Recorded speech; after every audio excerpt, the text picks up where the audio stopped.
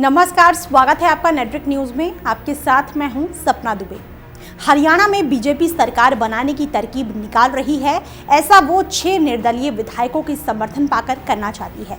इन 6 विधायकों में सिरसा के विधायक गोपाल कांडा का भी नाम शामिल है। गोपाल कांडा मौजूद वक्त में अपनी ही कंपनी की एक महिला कर्मचारी गीतिका शर्मा के आत्महत्या केस में आरोपी हैं। इतना ही नहीं, उनके खिलाफ कोर्ट में केस चल रहा है और वो जमानत पर हैं। पुलिस की ओर से दाखिल किए गए आरोप पत्र पर गौर करें तो कांडा भारतीय दंड संहिता यानी आईपीसी की धारा 306 यानी खुदकुशी के लिए उकसाने, धारा 471 यानी धोखाधड़ी करने और उत्पीड़न के अलावा और भी कई आईपीसी की धाराएं लगाई गई हैं। इन धाराओं के अलावा सूचना प्रौद्योगिकी अधिनियम की धारा 66 भी लगाई। हद कर देने वाला आरोप तो ये भी है कि आरोप पत्र में कांडा पर गीतिका का गर्भपात कराने की भी बात दर्ज है। खबर में आगे बढ़े उससे पहले आप चैनल को सब्सक्राइब जरूर कर लें, साथ ही बेल आइकन को जरूर दबाएं जिससे हर अपडेट आप तक पहुंच पाए।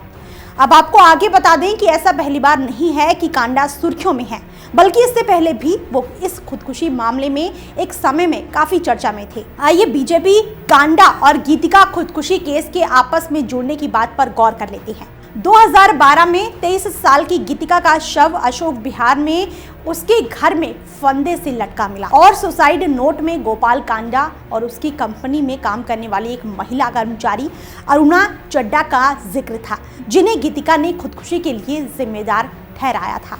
इसके बाद तब कांडा ने गृह राज्य मंत्री के पद से तुरंत इस्तीफा दे दिया था। इतना ही नहीं, गीतिका शर्मा की मां अनुराधा शर्मा ने कुछ साल बाद खुदकुशी कर ली और अपने सुसाइड नोट में अपनी बेटी की खुदकुशी के गोपाल कांडा और अरुणा चड्डा को जिम्मेदार बताया था। साल 2016 में गोपाल कांडा और उनके भाई गोविंद कांडा पर और भी आरोप लगाए गए, वो ये कि उन्हें अवैध संपत्ति के मामले में आरोपी ठहराया गया। आपको बता दें कि सिरसा से मात्र 602 वोटों से गोपाल कांडा ने जीत हासिल की और अब बीजेपी को समर्थन दे रहे हैं। लेकिन एक समय में साल 2012 में बीजेपी जब विपक्ष में थी तो वो कांडा के खिलाफ थी। मामले के सामने आने के बाद कांडा काफी दिनों तक अंडरग्राउंड रहे और फिर बाद में पुलिस के सामने समर्पण कर दिया था और फिर राजनीतिक दबाव में उन्हें हरियाणा सरकार से इस्तीफा देना पड़ा। तब बीजेपी ने सड़कों पर उतरकर गोपाल कांडा के खिलाफ प्रोटेस्ट किया था। आज जब कांडा बीजेपी को समर्थन दे रहे हैं तो ये काफी चर्चा में है। 53 साल के कांडा की किस्मत तब बदली जब जूतों चप्पलों के कारोबार में फेल होने के बाद साल 1998 में कांडा ने रियल एस्टेट के बिजनेस में हाथ आजमाने की सोची। साल 2007 में उनकी कार से 4 वांटेड क्रिमिनल पकड़े गए तो केंद्र ने राज्य सरकार से जांच के निर्देश दे दिए।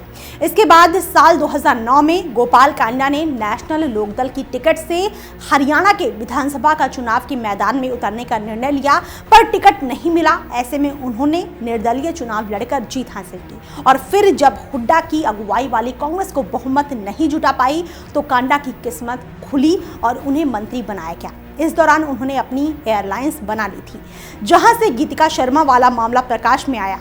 गोपाल कांडा राज्य की अहम हस्तियों में गिने जाते हैं और उनका दबदबा राजनीति पर चलता है। ऐसे में अब देखना ये होगा कि कांडा का बीजेपी का समर्थन करना कितना रंग लाता है, क्योंकि ये बेहद दिलचस्प है कि जिस बीजेपी ने कभी कांडा के खिलाफ प्रदर्शन किया था, आज वही कांडा को सर आंखों पर बैठा रही है। फिलहाल के लिए इतना ही।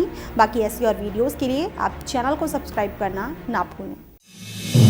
आप देख रहे हैं नेटवर्क न्यूज, साहस सच कहने का।